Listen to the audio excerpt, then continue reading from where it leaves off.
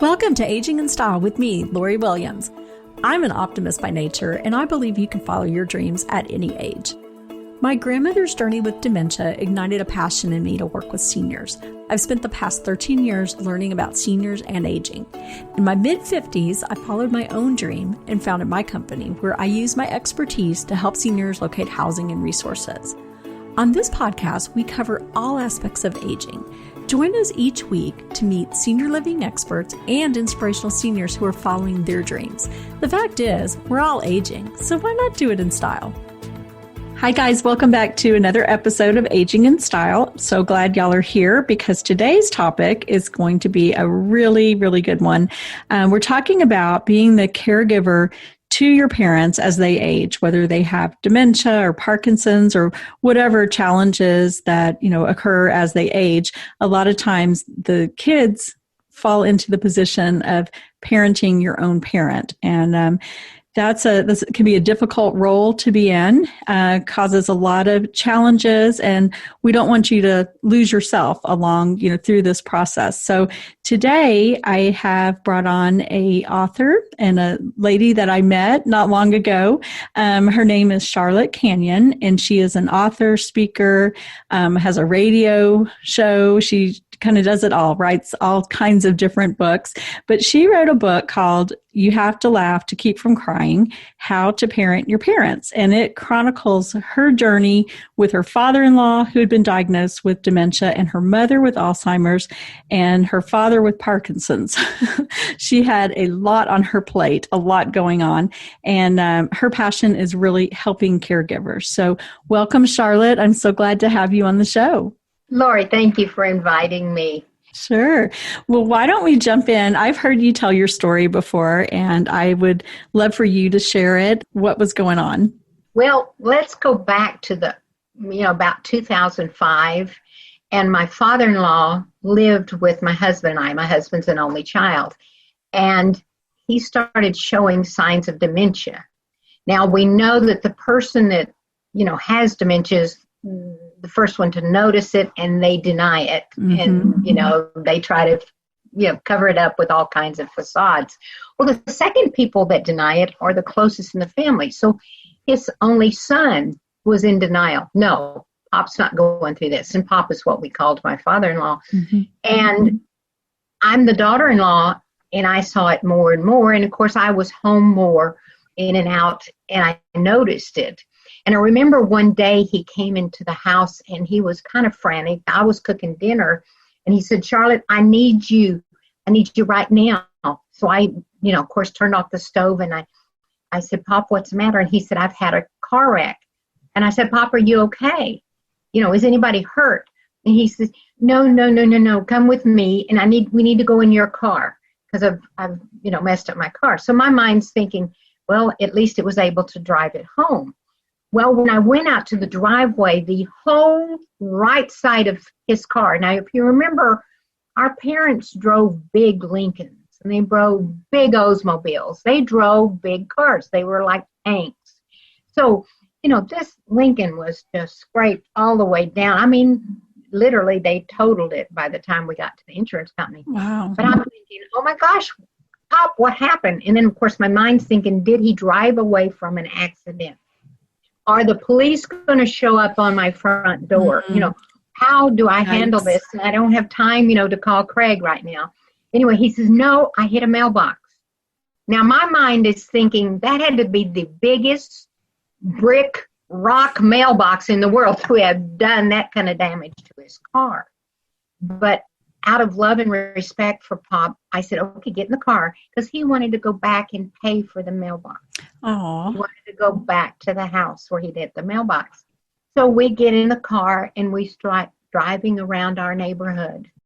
And as I told you, I live in South Denton. So I drove all around South Denton. Then I ended up driving through Argyle, kind of out of his bubble. But, we're trying to find this mailbox. He can't remember where it was, or I'm not even sure he could remember what he hit. But as we're going down these farm roads, all of a sudden he sees this mailbox, and it's a pole mailbox. Now, we all know what a pole mailbox is. And it was just leaning maybe about 10 degrees. That's the mailbox I hit. Now, I know in my heart that that mailbox did not do the damage, to his car.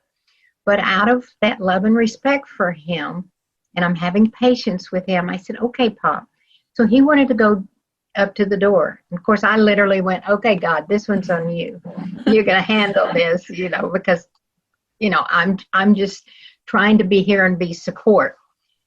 We drove down the little driveway. Of course, it was on about an acre and a half. And he said, okay, I'm going to handle this. I'm going to get out of the car. You stay in the car. Okay, so I stayed in the car, and I kept my eyes on Pop. And he walked up to the porch. Now, there was 4 little steps going up to this porch. And he started talking to somebody. Now, I'm doing the best I can to see, who he might be talking to.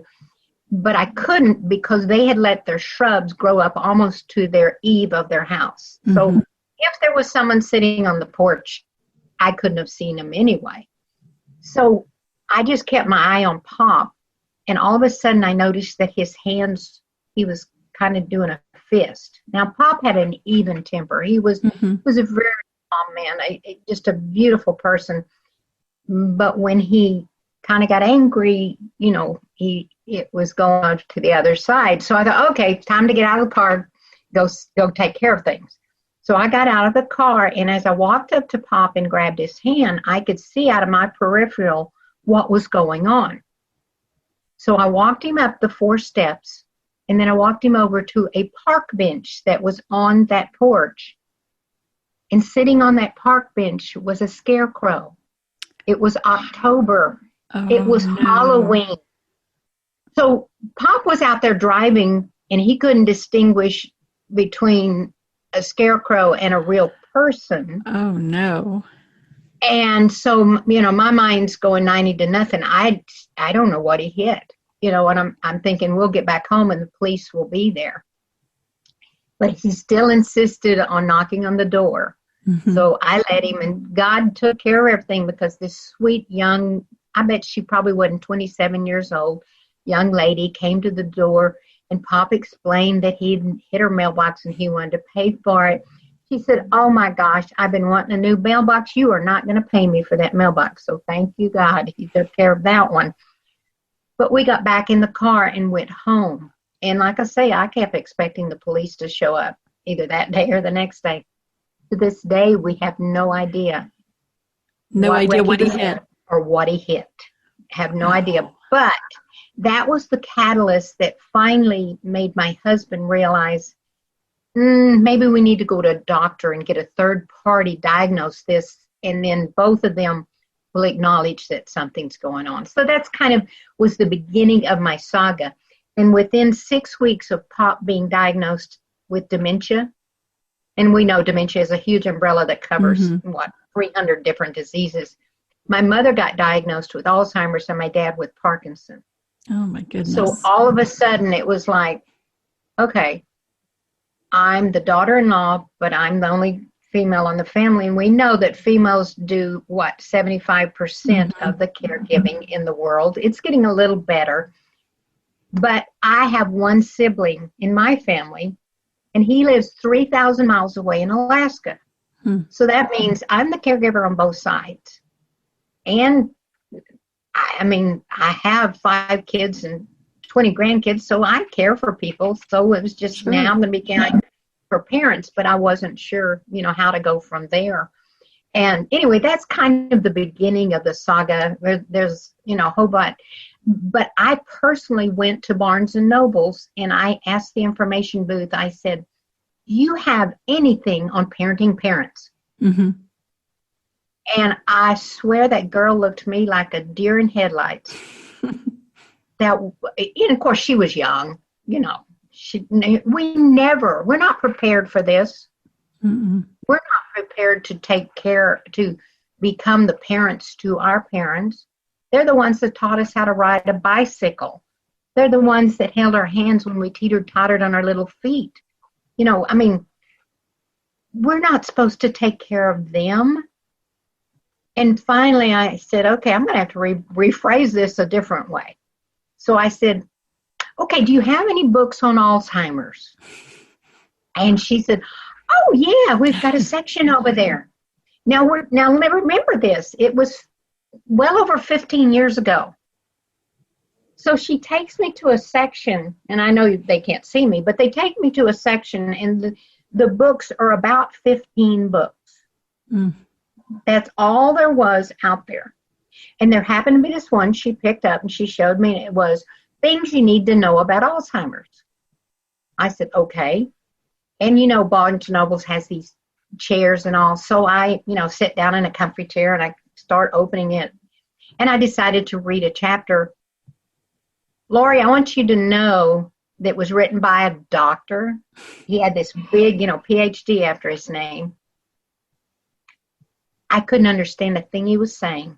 Mm-hmm. It was like reading a foreign language that I never learned.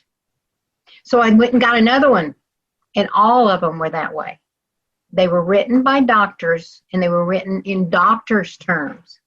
So I think that's the seed that God put in my head was, when your journey's over, you're going to write a book that will speak to the layperson, the caregiver that's walking that journey, holding the hand of her loved one. And the loved one could be her spouse. Mm-hmm. It doesn't have to be a parent. It could be a spouse. It could be a sibling. It could be an aunt. It could be your grandma. It covers all the gambits. Mm-hmm. Anyway, that's kind of how my journey started. Yeah. And I love in your book, you talk a lot about creating those memories with your family members. Even though they have dementia, you can still create beautiful memories with them and also find humor along the way. And I think that is so important because, as I was sharing with you earlier, my grandmother had dementia, and there were so many things that were funny. I mean, they just were funny, and you had to find the humor in it. I mean, you laugh instead of cry. I mean, there really is a lot of humor to be had. So I think that's really important, as you say, create those memories and find the humor. Well, I think in America, more so than maybe other countries, because I think a lot of other countries, multi-generations live in the same household. We don't in America. Mm-mm. Very few. And it could be that, I live in Texas and Mom lives in California. But you can still create those memories. Now, I'm not talking about the year of COVID. Oh my gosh, that's a whole nother ball of wax. But,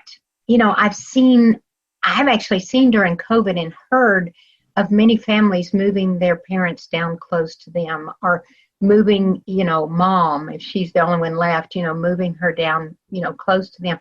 But when I talk about creating those memories, we all have memories of when we were younger and mom, did this, or I helped mom bake a cake, or, those kind of things. You can actually do the role reversal. You can be baking the cake and have mom sitting at the table, and she can help, crack the egg or stir it, or, make those memories again. And even if she does it wrong and something, like I say, you all laugh together. And we all know in the industry, and most people do as they travel through life, when you laugh, you create endorphins in your body, which are healing, and it's healing to them, because we all want to laugh at ourselves. I'm sorry, we do. And if we're not laughing at ourselves, then we need to get our own little psychiatrist. But we need to recognize that we're not perfect. If we're perfect, we would be somewhere else, and we're not perfect. So, I talk about creating memories. Give you another, little example. My parents, and I won't go into the whole story of it, but my parents lived in East Texas. And it was like an hour and 45 minutes from my house. And there was no way I was going to convince my dad to move up close to me. Mm-hmm. Wasn't going to happen. My dad had a wish that they would just both go to sleep and die in their beds. And you know what? In a perfect world, that's what we'd all want to do. Sure. Just go to sleep, pass on. Our loved ones would grieve. They would bury us and go on with life. But you and I both know reality today with doctors, medical, and technology, we're going to all live forever. I keep telling my kids I'm going to live to be 112. I might do it. Who knows? But let me give you a fact I just found out. I don't know if you have any 10-year-olds in your family or, within that realm. Did you know that 50% of 10-year-olds that are living today will live to be over 100? I believe it. I mean, it's kind of a scary, they might be bionic. I already have a bionic leg, so I know how that goes.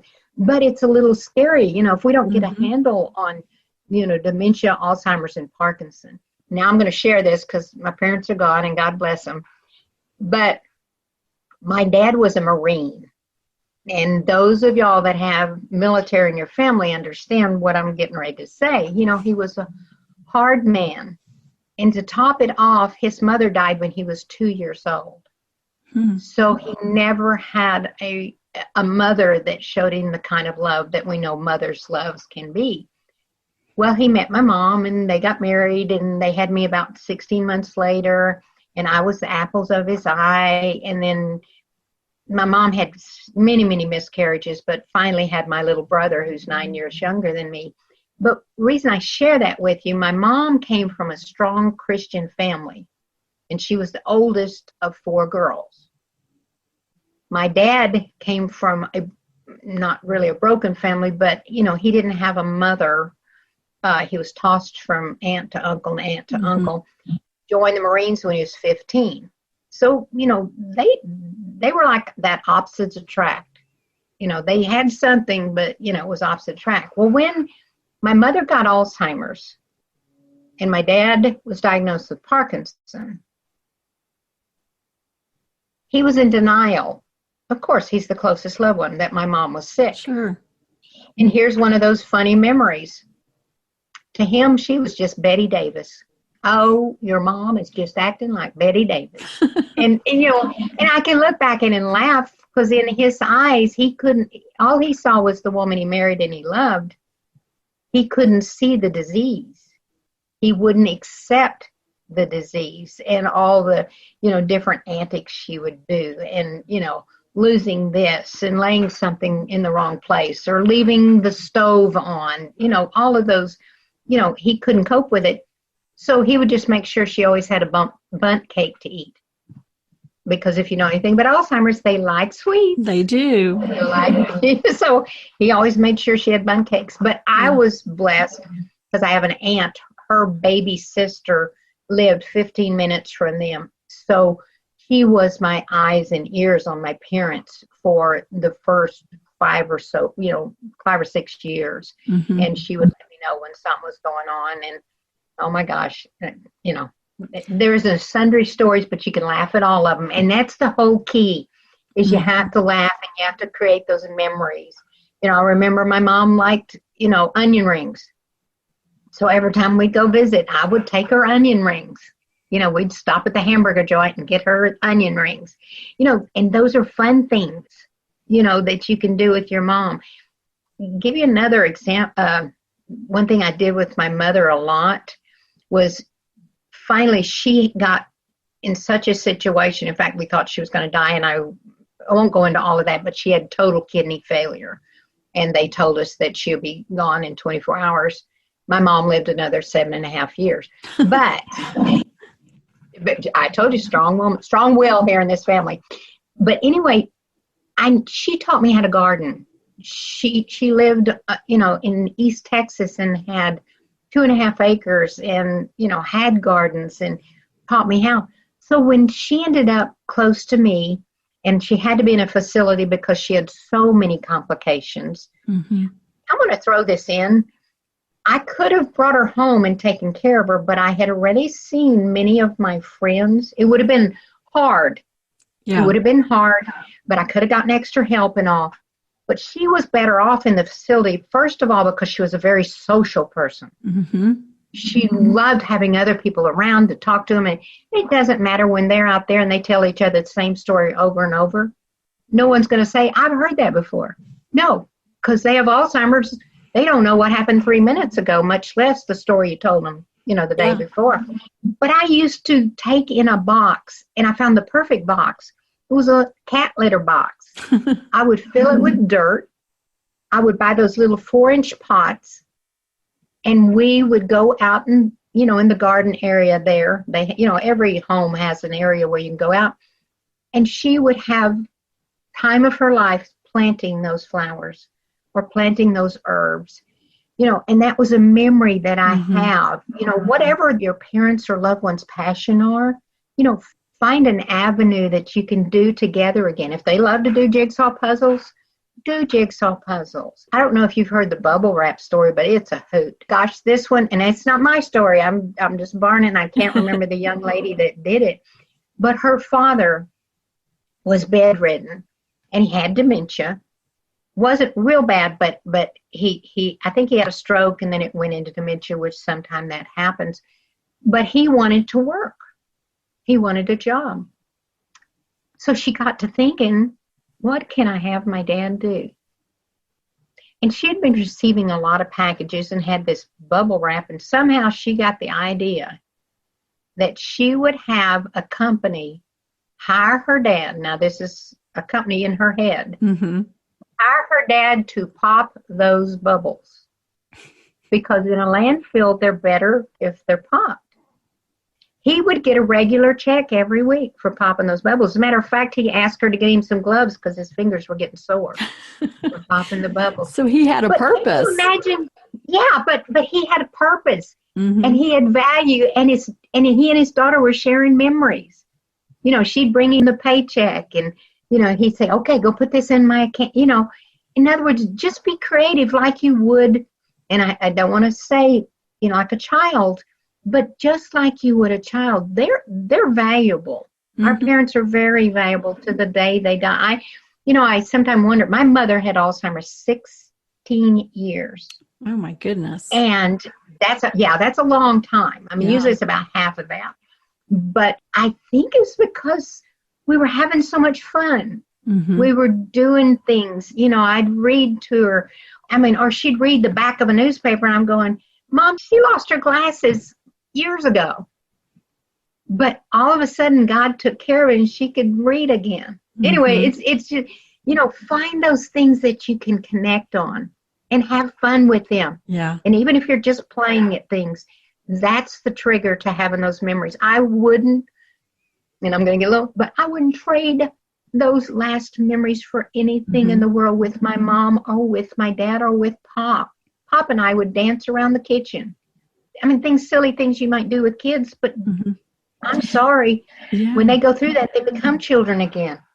I think that's so important, because I feel like, when I talk to a lot of people, if a parent has just been diagnosed with dementia, of course it's scary, it's sad and everything. But I think it's good to look at it in this way, that you can still create these memories, like you're saying, like bake a cake together, but your roles may be reversed. You're more the parent, they're the child. Dance with them, garden. You can still do these things with them, and they do still have value. Everyone has value. And I think that's so important. And I think, like you're saying, is that when someone is home or they're not being stimulated in any way, it doesn't matter that they have some dementia, they're going to decline quicker if they don't have that stimulation, whether it's, with their family or if they're in a memory care community, whatever it may be. And I love that too, like the gentleman with the job, because I find a lot of senior communities, memory cares, they will give them a job. They'll say, oh, Mr. Smith, you were an accountant. Okay, so here's your briefcase. And they truly believe they're sitting down, they're going to work, they've worked, an 8-hour day. And I think that's incredible. I think that's what we need to do. We need to do more of that for our seniors. Yeah. Well, I've discovered during COVID, I was doing it a little bit before, but it just started right before summer before last. But during COVID, I was speaking to a lot of the senior centers, and I'd put on my coveralls and my garden gear, and I'd shoot it out in my garden room because we'd do a Zoom. And I was sharing with them, the little story I told you, but I said, what y'all need to do is build raised bed container gardens for your residents. Let them grow herbs and vegetables, and then let the kitchen take them and cook them up, and they show up on the seniors' plates. And that's happening at many of them. Yes. The seniors are growing those. And like I said, I've even physically gone out and taught them how to build a raised bed container garden or a keyhole garden. And if you haven't heard the word keyhole, look it up. It's Keyhole, just like the keyhole. But it's, you can grow those herbs and vegetables and they know they're doing something. They're giving They're back. Contributing. Yeah.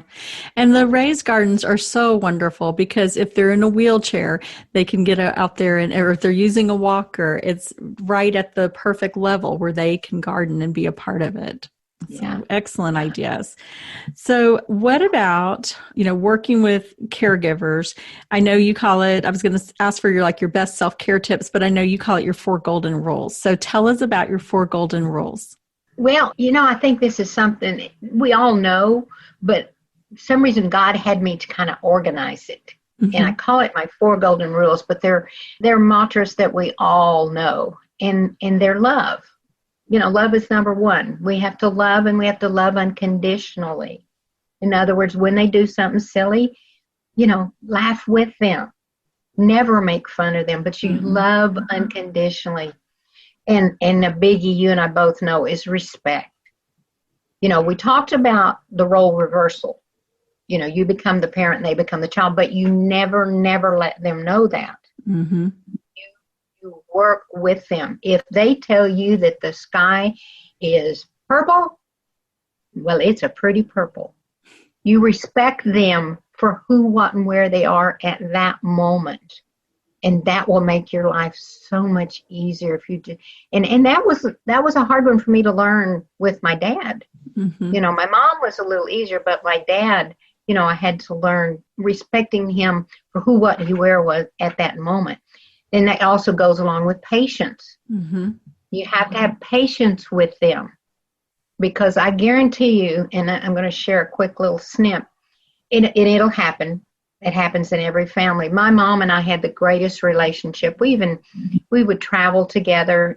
She'd want to go visit her cousins in California, and we'd fly out there. And she was my best friend. She was my cohort. She was really the one that raised me, because my dad traveled a lot. But when they get older, and they do things that are totally, they don't understand, you roll with it. You just roll with it. Some days you can't. I remember a Sunday that I was out visiting my mom, my husband and I were, and she had gotten too close to the front door, and she had one of those bracelets on her ankle that set the alarm off. And the nurses had just heard it, and so we were all going at the same time, going towards the door, and Mom didn't want to get away from the door. And I said, Mom, Charlotte's here. And she looked at me. Oh, my gosh. She said, I hate you. Get out of here.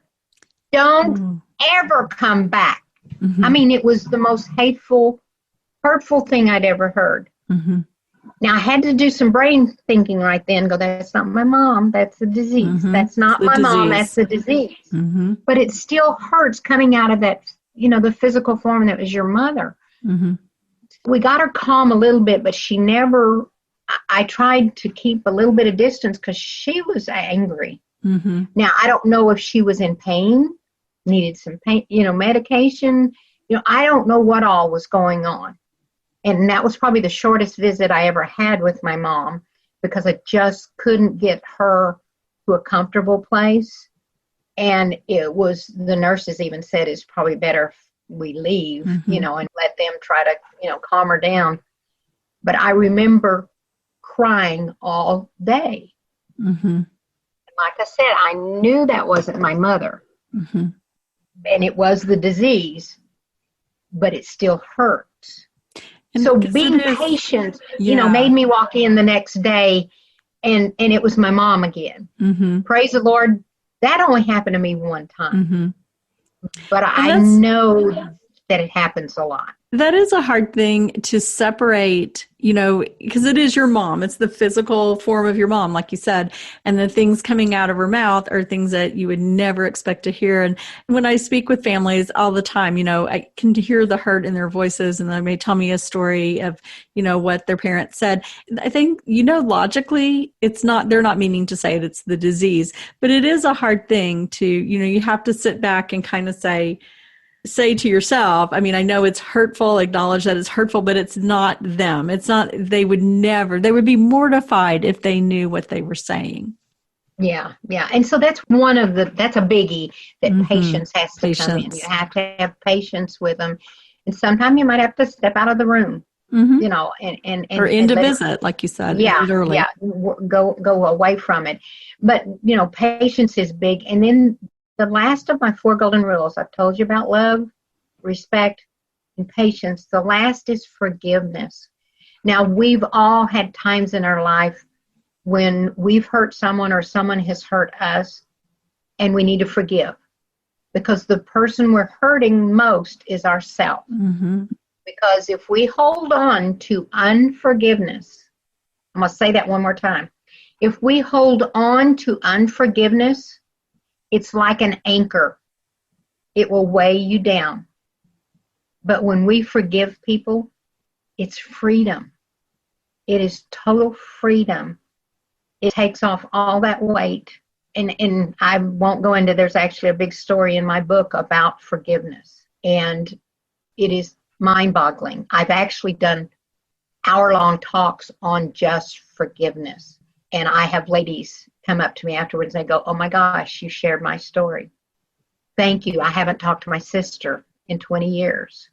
And I look at them and I go, "Do you know why y'all are arguing or not speaking?" She said, "No, I've forgotten." Well, after 20 years, you're not going to remember. Wow. But forgiveness is so big, you know, because our parents aren't perfect. We're not perfect. There's got to be things you have to forgive. And with that being said, when they have dementia or Alzheimer or Parkinson or any of the diseases, they're going to do things that you'll have to forgive them for before they even, you know, either say something or do something. Absolutely. Well, I love your 4 golden rules, and I think we all need to apply those to every part of life, actually. So I crossed paths recently with a gentleman who shares my passion for seniors. His name is Jimmy Zolo, and he shared with me that after both of his grandparents had moved into a senior care community, his family's world was just turned upside down as they became caregivers overnight. As you know, being a caregiver to someone close to you is often overwhelming, and there's just so much for you to manage, even with the support of living in the senior care community, like making sure your loved one has all the products they need and keeping them stocked when stuff runs out. Well, Jimmy had that problem too, and he was scrolling through all of these product reviews across the internet, and like most of us in the sandwich generation, we don't have enough hours in the day, so it can end up being way too time-consuming and frustrating. He wished there was a simpler way to shop for his grandparents, and then, of course, the pandemic hit, which prevented visitation to the communities, making this process even more difficult. So Jimmy decided to launch his own business to solve this problem. He founded Joe and Bella to make shopping for older adults simple. They carry everything from comfy clothes to creative gifts. They even have toiletries that can be automatically reordered and tech that makes caregiving easier. And what I love, and I know y'all will love this too, is that each and every product on Joe and Bella has been carefully selected by caregiving experts. Jimmy is giving us an exclusive offer for the listeners of this podcast. You can use promo code STYLE to receive 10% off your first purchase at joeandbella.com. That's code STYLE, STYLE, for 10% off at joeandbella.com. I know in talking earlier that you have written a new book called Sparks. Okay, tell us a little bit about Sparks. Well, I have to first back up. I was at a seminar in January before COVID hit. It was an all-day seminar, and it was a lot of masterminders, you know, sharing their ideas. And this one lady came up to me. Her name was Sophie, and she said, "Let's have lunch." So we got to talking, each of us together. Long story short, she said, "How would you like if we collaborated on a book?" Now, she had her PhD, and she had a couple other ladies, and we ended up writing a book, and it's called Sparks, Ignite Your Way to Success. And it launched on Thanksgiving weekend, November 28th, and it helps people, you know, kind of reinvent themselves, know how to stay on top of their game, know how to recognize the imposter inside themselves. They're trying to be something that they're not. So it's a really neat book, and we have actually won 3 Amazon awards on it. Wow. And a couple of others shortly. So if anybody's interested, they can get it on Amazon. Mm-hmm. They can either go look up Sparks, Ignite Your Way to Success, or you can look up Charlotte Canion, and it's under me on Amazon as well. Great. So, We'll put a link in the comments to your book. I think that's wonderful. And I think what good timing for reinventing yourself, because through COVID, I think all of us have had to find a way to sort of reinvent ourselves because our world has been, turned upside down. Turned upside down. Yeah. And I also think for seniors, we talk a lot on the show about age is just a number and redefining yourself at any age. And I think that's really important for women, especially as we get older and maybe kids are grown and, leave the nest. And then, we're in our 60s or 70s. I mean, we can always redefine ourselves and start a new business, start a new hobby. It doesn't matter what your age is. So I think that's an incredible message. Well, you were talking early on about my first book, and I didn't share this, but you have to laugh to keep from crying. I was 70 years old when I wrote that book. Were you? And God literally told me, my mother passed away on January 1st, 2015, and God said, now write your book. Mm-hmm. And I literally looked up to heaven and I said, God, you saw my grades in English in school. You want me to write a book? And he said, oh my gosh, Charlotte, you tell great stories. We got editors. They'll take care of all of that stuff. And this is the other funny thing. Within 6 weeks, I got an email inviting me to a writer's seminar. That was the time I looked up again and I go, okay, God, you do not send emails. I know you don't send emails. But I went to that seminar, and 11 months later, the book was in my hand, and the next year it was voted the best self-help book in the state of Texas. I want you to know, a 70-year-old little granny never dreamed this journey, but I've reinvented my whole life, my whole journey. I'm having the time of my life. I'm able to, well, not during COVID, I'm not able to hug, but I've been able to hug so many people. And when you go into a home, and I mean, I love to hug those little old ladies and those, those gentlemen that want to talk to you and tell you their life stories. We've got 2 ears and 1 mouth. We're supposed to listen twice as much as we speak. So, I love people, and God's given me this journey, and they are calling me the voice of the caregiver. I think it's because a lot of my stories are so similar to everyone else's. We all have this fine, I call it a silver thread, that kind of intertwines through all of our stories. They all have a similar thread that binds us together. And we caregivers are the strength for each other. Because if a caregiver doesn't have a mentor they can talk to or a friend they can talk to, they need to find a group. Because caregivers have got to let it out and feel like, oh my gosh, did that happen to you too? And they realize they're not walking it alone. That's so important to have others, have a support group that others are experiencing what you are. And you're, instead of sitting there alone thinking, this is my life is terrible, this is awful, this is only happening to me. There's so many other people going through the same journey. So that's a good point. And I think that what an inspiration at 70 that you wrote a book. And I think that is amazing and wonderful. And that's a message that through this podcast, I really try to get out to people, that your life isn't over when you turn 50 or 60 or 70 or 80. You can be anything you want, no matter your age. And I truly, truly believe that. Yeah, it's true. You can. I'm a living example. Exactly.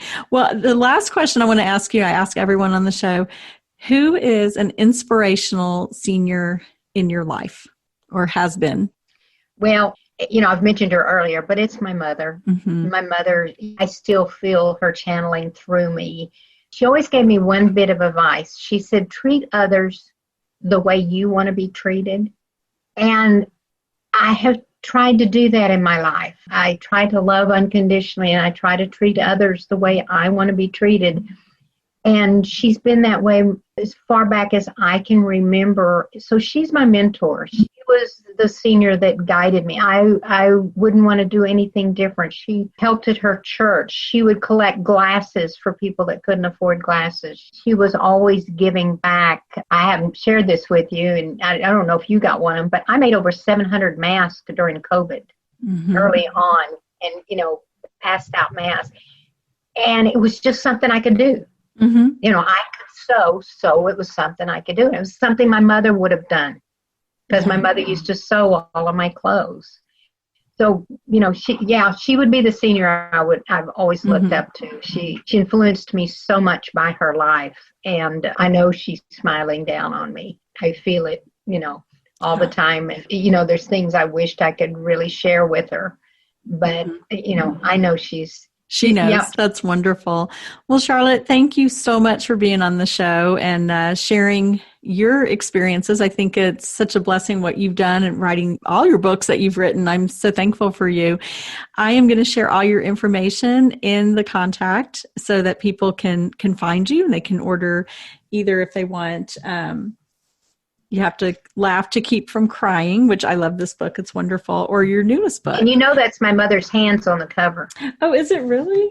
Yeah. That's me holding my mother's hands. And I never dreamed that would be the picture on the cover, but it that's beautiful. And that's the best picture. And I will, I'll put this on social media and probably on my website too, so people can see it, they know what we're talking about and can go order your book.